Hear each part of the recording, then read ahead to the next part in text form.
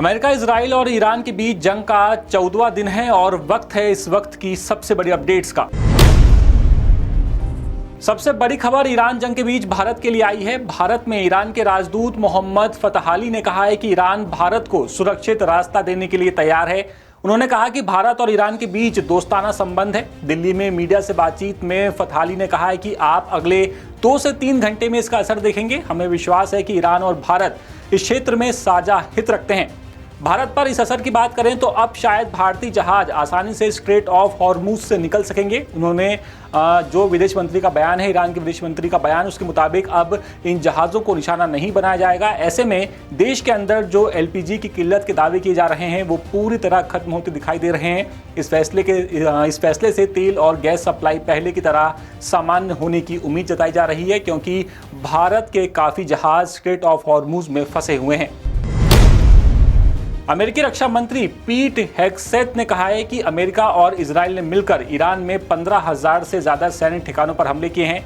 America के मुताबिक operation epic fury में ये जो ऑपरेशन है अभी भी जारी है। अमेरिका ने आज ईरान पर सबसे ज़्यादा हवाई हमले करने की भी चेतावनी दी है। दूसरी तरफ पश्चिमी इराक में अमेरिकी एयरफोर्स का KC-135 रिफ्यूलिंग विमान क्रैश हो गया। अमेरिकी सेंट्रल कमांड के मुताबिक विमान में सवार 6 में से 4 सैनिकों की मौत हो गई है, जबकि 2 अभी भी लापता हैं और उनकी तलाश की जा रही है। इस घटना के बाद ईरान के साथ जारी युद्ध में मारे गए अमेरिकी सैनिकों की संख्या बढ़कर 11 हो गई है। भारत पर इसके असर की बात करें तो अगर अमेरिका आज ईरान पर और तेज हवाई हमले करता है तो जाहिर है ईरान भी पलटवार करेगा। ऐसे में जंग और लंबी खिंचने के आसार नजर आ रहे हैं। ऐसे में इसका असर भारतीय बाजारों पर भी पड़ सकता है। अमेरिका दक्षिण कोरिया में लगाए गए मिसाइल डिफेंस सिस्टम में कुछ हिस्सों को मध्य पूर्व ले जा रहा है। ये जानकारी वॉशिंगटन पोस्ट और दक्षिण कोरियाई समाचार रिपोर्ट में अधिकारियों के हवाले से दी गई है। ये कथित कदम अमेरिका, इजराइल और ईरान के बीच चल रहे युद्ध के 12वें दिन उठाया गया था। अमेरिका ने यह फैसला उन रिपोर्टों के बाद किया है जिसमें कहा गया है कि ईरान ने जॉर्डन में लगे थाड यानी कि terminal high altitude area defence system में इस्तेमाल होने वाले एक महत्वपूर्ण रडार को नष्ट कर दिया।